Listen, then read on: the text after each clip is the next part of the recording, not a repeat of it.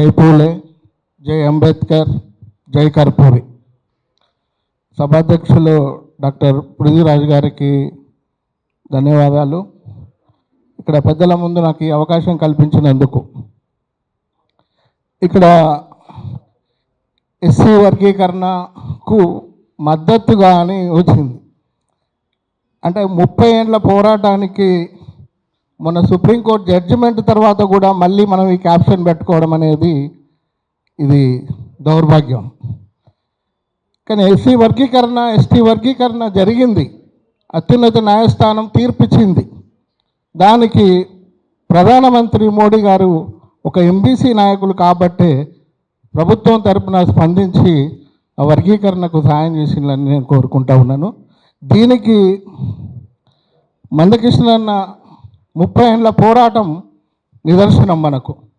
కానీ ఇక్కడికి వచ్చిన తర్వాత మళ్ళీ ఈ క్యాప్షన్ ఏమైనా తప్పు పెట్టుకున్నామా అని అనిపిస్తుంది.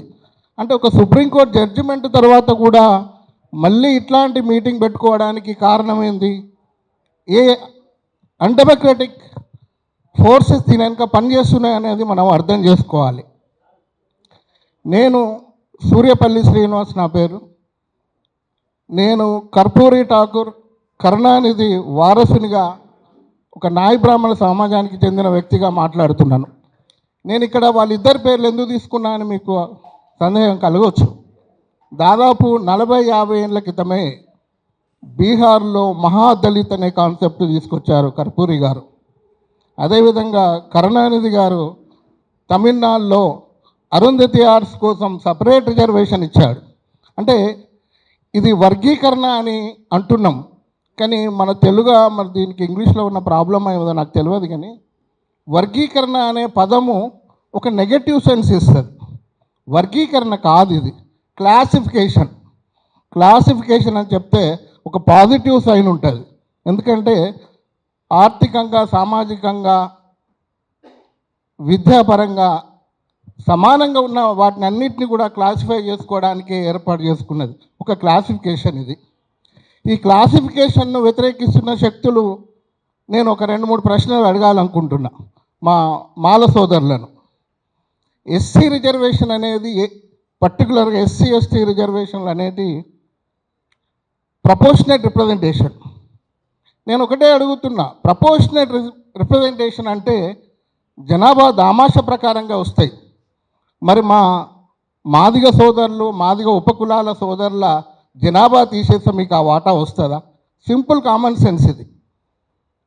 అదేవిధంగా సరే మీరు మీ పెత్తనం, మీ పైత్యం ఎక్కువై మాట్లాడుతున్నారు అనుకుంటే రిజర్వేషన్లో ఇంకో కాన్సెప్ట్ కూడా తీసుకుంటారు.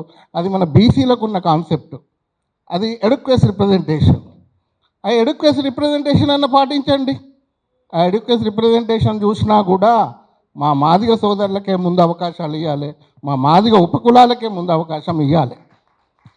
ఇవన్నీ ఉన్నాక కూడా మీరు ఈ విధంగా చేస్తున్నారంటే ఈ సభకు కారణం ఎవరంటే రేవంత్ రెడ్డి. రేవంత్ రెడ్డి కనుక మన బహుజనుడు అయి ఉంటే ఇమ్మీడియట్లీ ఇంప్లిమెంటేషన్ చేసుంటే ఈ సభ అవసరమే లేదు. ఎందుకంటే సుప్రీంకోర్టు జడ్జిమెంట్ను గౌరవించని ప్రజాస్వామ్యం ఏముంటుంది చెప్పండి. అందుకనే మనము ఈ పోరాటాన్ని ఈ రాష్ట్ర ప్రభుత్వం మెడలు వంచాలని, దానికోసం పనిచేయాలని ఇక్కడ పృథ్వీరాజ్ గారు తీసుకున్న ఈ ఇనిషియేషన్ను నేను కంగ్రాచులేట్ చేస్తూ మన బీసీలందరినీ కూడా కలపడం చాలా సంతోషంగా ఉంది. అదేవిధంగా ప్రొఫెసర్ మురళీ మనోహర్ గారు చెప్పినట్టు ఇక్కడ ఉన్న ఏబిసిడీలుగా ఉన్న లోకల్ బాడీలో పొలిటికల్ రిజర్వేషన్ కోసం క్లాసిఫికేషన్, అదేవిధంగా జస్టిస్ రోహిణి కమిషన్ గురించి కూడా సార్ చెప్పారు. బీజేపీ ప్రభుత్వం చాలాసార్లు ఎక్స్టెండ్ చేసిందని. ప్రభుత్వాలు ఆ విధంగానే పనిచేస్తుంటాయి సార్. మనము మందకృష్ణన్నతో ఇన్స్పిరేషన్ తీసుకొని ఒక ఉద్యమం చేస్తే కానీ మనకు న్యాయం జరగదు. ఆ ఉద్యమం వైపు కూడా మనం ప్రయాణం చేయాలని మాట్లాడుతూ ఒక చిన్న సమస్య ఒకటే చెప్పేసి ముగిస్తాను. ఇక్కడున్న రాష్ట్ర ప్రభుత్వం, అంతకుముందున్న ప్రభుత్వం బీసీలు అనగానే మా తిరుమల సార్ ఇప్పుడే వెళ్ళిపోయారు. బీసీలు, ఎంబీసీలు సంచార జాతులని ఉంటారు. కానీ ఇక్కడ కొత్తగా ఒక టర్మినాలజీ తీసుకొచ్చి సంచార జాతులున్న ఎంబీసీలన్నీ పెట్టి ఒక వాళ్ళ అస్తిత్వాన్ని ఆత్మగౌరవాన్ని కూడా దెబ్బతీస్తున్నది ఈ ప్రభుత్వము. దాని పైన కూడా మనం మాట్లాడాలి. ఇక్కడ ఇంతకుముందు ఒక వక్తలు మాట్లాడారు, నిన్న కవిత గురించి మాట్లాడారు. కవిత మీటింగ్కి ఒక సమాధానం చెప్పాల్సిన అవసరం ఉంది. ఇక్కడ గాయకులు ఉన్నారు, కవులు చాలామంది ఉన్నారు, రచయితలు ఉన్నారు. మనం తెలంగాణ ఉద్యమంలో ఒక పాట పాడుకునే వాళ్ళం, అయ్యోడివా అవ్వోడివా అని ఒక పాట పాడుకునేవాళ్ళం. అక్క నువ్వు మా మంగళమ్మవా, మా సాకలమ్మవా, మా గౌన్లమ్మవా, మా గొల్లమ్మవా అని ఒక పాట రాయండి, ఆ పాటే ఆమెకు కౌంటర్ అవుతుందని చెప్తూ ముగిస్తున్నాను. జై భీమ్.